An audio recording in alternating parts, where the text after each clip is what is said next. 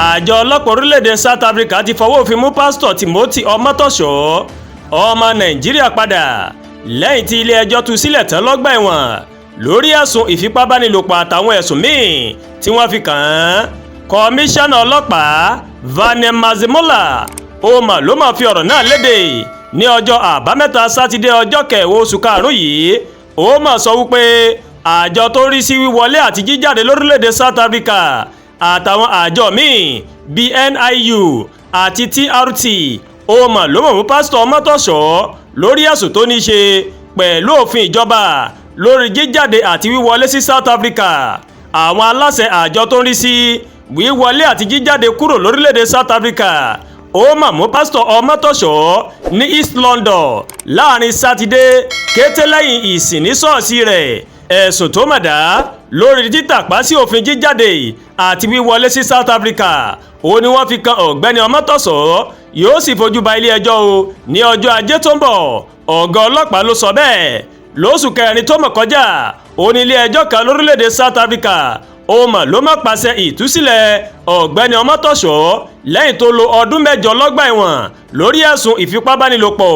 àti ìyọnilẹ́nu fún ìbálòpọ̀ pẹ̀lú àwọn ọmọbìnrin ìjọ rẹ̀. Gbogbo ẹ̀sùn oníkókó 22 tó mà dá lórí ìfipábánilòpọ̀, ìyọnilẹ́nu fún ìbálòpọ̀ àti ìfiniṣòwò ẹrú tí wọ́n mọ̀ fi kàn án. Ní adájọ́ náà ló mà yí dànù tí ó sì pàṣẹ pé kí ó máa lọ ní àlàáfíà. Adájọ́ náà sọ pé lóòótọ́ ni ọ̀rọ̀ ẹnu pásítọ̀ náà kò fẹsẹ̀ múlẹ̀ tó, àmọ́ adájọ́ ní ìgbìmọ̀ olùpẹ̀jọ́ gan kò ṣe àgbékalẹ̀ ẹjọ́ náà bó ti tó àti bó ṣe yẹ Pásítọ̀ Ọmọ́tọ̀ṣọ́ mà sọ fáwọn akọ̀ròyìn lẹ́yìn ìdájọ́ náà pé inú òun má dùn fún ìdájọ́ tó wáyé ilé ẹjọ́ mà tún pàṣẹ wípé káwọn èèyàn tó ń jẹ́jọ́ pẹ̀lú Pásítọ̀ Ọmọ́tọ̀ṣọ́ Luzanda Sulani àti Zikuwa Zito káwọn náà máa lọ ní àlàáfíà. Ọdún 2017 ni wọ́n mà mú ọ̀gbẹ́ni Ọmọ́tọ̀ṣọ́ pásítọ̀ ìjọ Jesus Dominion International JDI ní South Africa lórí ẹ̀sùn oníkókó 22 tó mà dá lórí ìfipábánilòpọ̀, ìyọnilẹ́nu fún ìbálòpọ̀ àti ìfiniṣòwò ẹrú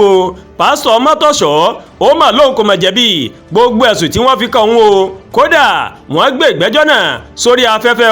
èyí tí ọ̀pọ̀ èèyàn láǹfààní láti wò káàkiri orílẹ̀-èdè South Africa. Ọ̀pọ̀ àwọn ọ̀dọ́mọbìnrin ló mà jẹ́rìí tako Pásítọ̀ Ọmọ́tọ̀ṣọ́ wípé níṣe ló máa mú àwọn lọ́kọ̀ọ̀kan tí ó sì padà tọrọ ìdáríjì lẹ́yìn tó bá ti rí àwọn tán àmọ́ adájọ́ Irma Shoima ilé ẹjọ́ gíga Eastern Cape mà tako bí ìgbìmọ̀ olùpẹ̀jọ́ bó ṣe ṣe ẹjọ́ náà. Adájọ́ ní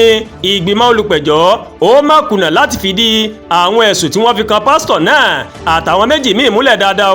ìgbẹ́jọ́ Pásítọ̀ Ọmọ́tọ̀ṣọ́ ní àkọ́kọ́ rú rẹ̀ tí wọ́n yóò kọ́kọ́ gbé sórí afẹ́fẹ́ ní South Africa níbi tí ìwà ìfipábánilòpọ̀ tó ti wọ́pọ̀. Ọ̀pọ̀ èèyàn mà ló sọ̀rọ̀ lórí ìgbẹ́jọ́ náà tí wọ́n sì fẹ́ mọ irú ìdájọ́ tí ilé ẹjọ́ yóò gbé kalẹ̀. Orílẹ̀-èdè South Africa mà wà lára àwọn orílẹ̀-èdè tí ìwà ipá sáwọn obìnrin ti wọ́pọ̀ jùlọ lágbàáyé láàrin ọdún 2023 sí 2024. Àkọsílẹ̀ fi hàn pé ẹ̀sùn ìfipábánilòpọ̀ 42,500 làwọn èèyàn mọ̀ mú lọ sí iléeṣẹ́ ọlọ́pàá ní South Africa, èyí tó túmọ̀ sí pé ìṣẹ̀lẹ̀ ìfipábánilòpọ̀ 116 ló ń ṣẹlẹ̀ lójúmọ́ lórílẹ̀‐èdè náà. Àdúràgbà Olúwatóyìn ló ń kàròyìn sí létí láti kàn ní Ẹ̀yà Yorùbá World TV.